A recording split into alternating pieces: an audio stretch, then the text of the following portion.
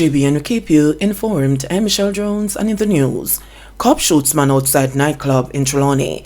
A man was shot dead by a policeman during a confrontation outside a nightclub in Falmouth, Trelawney, Saturday morning.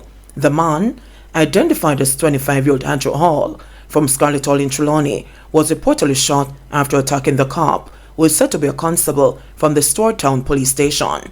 Reports indicate that around 5:10 a.m., the two men were among patrons outside the nightclub when an altercation developed between Hall and another man. The constable intervened and tried to separate both men when Hall reportedly began punching him in the face repeatedly. It was further reported that the policeman pulled his private firearm and fired 3 shots, hitting Hall in the right side of his body. Hall, police said, was assisted to the Falmouth Hospital where he succumbed to the injuries. The Independent Commission of Investigations Indicom has commenced a probe into the incident. Cops seek motive in Spanish Town man's murder. Police are still trying to determine a motive for Friday's killing of a man at Cecil Gardens in Marchpen, Spanish Town, St. Catherine. The deceased has been identified as 35-year-old Christopher Hemmings, otherwise called Ratty, a construction worker of a Cecil Gardens address. It was reported that around 5:30 a.m., residents heard loud explosions and later stumbled upon the body of the now deceased, suffering from what appeared to be gunshot wounds. Residents summoned the police, who saw Hemmings land on his back with gunshot wounds to the head and upper body. The body was clad in a green t-shirt, blue jeans pants, and brown Clarks. The scene was processed and the body taken to the Spanish Town Hospital, where it was pronounced dead. Police said they have so far come up empty-handed in their initial investigations into the killing, but are continuing their probe with the aim of making a breakthrough soon. Police report progress in probe of Gabriel King's murder.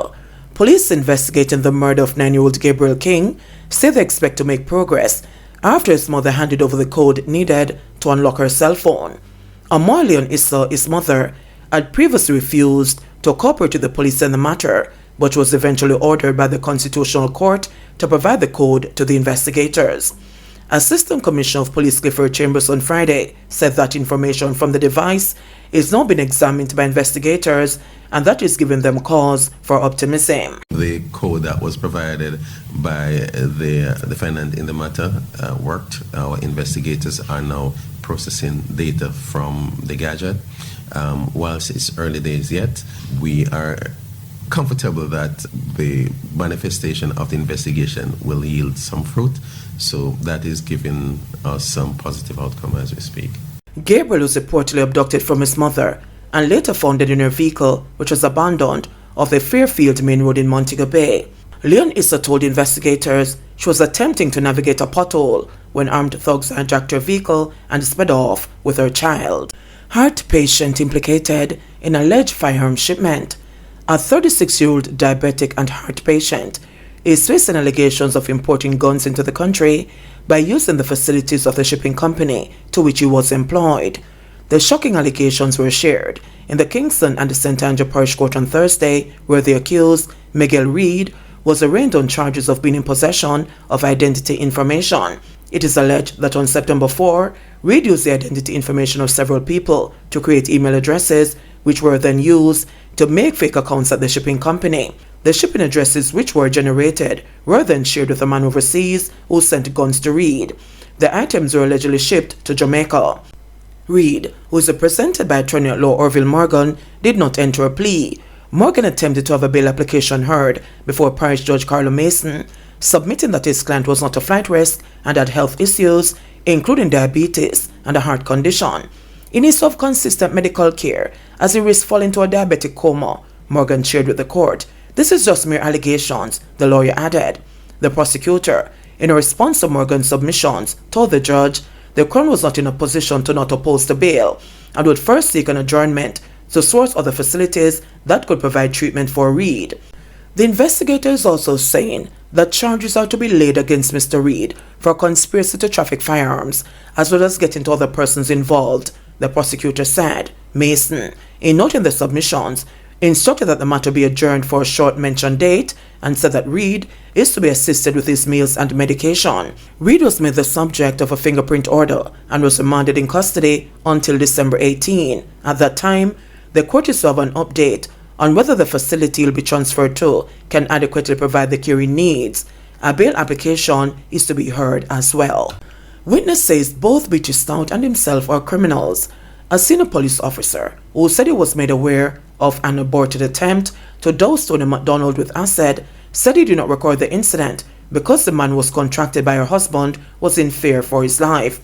The businessman was testifying in the murder trial of Portland businessman Everton Beachy Stout McDonald and his co-accused Oscar Barnes. The detective corporal was 35 years of service under his belt, told the Home Circuit Court during cross-examination by one of Beachy Stout's attorneys, John Jacobs, that the witness refused to give a statement. On Thursday, the prosecution's fourth witness told the court that McDonald gave him $60,000 to purchase black acid to disfigure his wife. The witness was convicted in 2023 in relation to another case, told the court that he informed his police friend of the aborted attempt before leaving Portland. But Jacobs, in an attempt to discredit the police officer, suggested to the cop that he did not record the information anywhere because there was no black acid. The cop explained to the court that if he had a statement from the witness, he would have had the black substance in the butter tested at a lab. Jacobs suggested further that the cop and officers assigned to the Major Investigation Division MID fabricated the story to bolster its case against McDonald, but the cop insisted that the attorney's suggestions were not true. In the meantime, the police witness who admitted that neither of the two statements he gave on August 18 and 2020 contained a declaration confirming that he was telling the truth, said the issue should be taken up with his colleague who recorded the statement or the investigating officer. During the more than 30 minutes spent grilling the police witness, defense attorney Jacobs asked him if it was police procedure to submit statements without the declaration.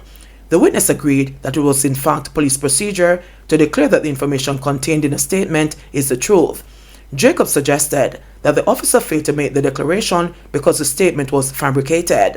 Meanwhile, the prosecution's fourth witness, before completing his testimony early on Friday, asserted that Everton Beachy Stout McDonald is a criminal.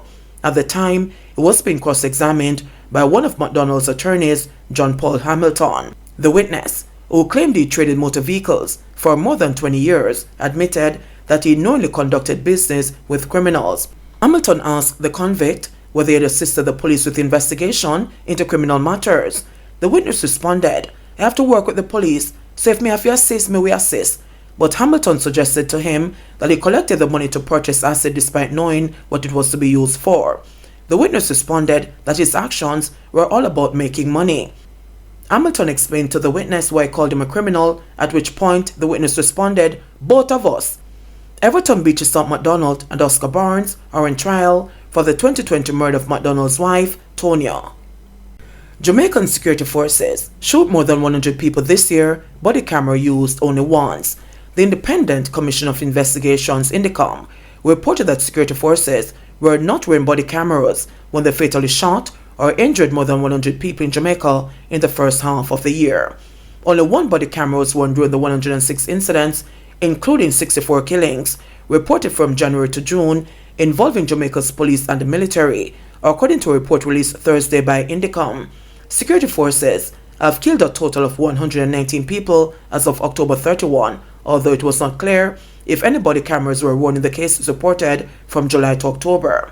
The report on shootings come after the government announced in April that it had distributed 400 body cameras to the Jamaica Constabulary Force, JCF. The body-worn cameras will give the account of what transpired without embellishment, without partiality, or without bias, Hugh Faulkner, who leads the commission, told reporters. Security forces in Jamaica have long been accused of unlawful killings and using excessive force, with the commission noting that fatal shootings have increased since 2019. There were 134 fatal shootings last year by security forces on the island of 2.8 million people. In 2021, 127 people were killed, a 10% increase compared to the previous year, according to the commission. Few officers tend to be charged in those cases. The JSF has long dismissed the accusations, saying officers work in dangerous areas controlled by gangs wielding numerous illegal guns.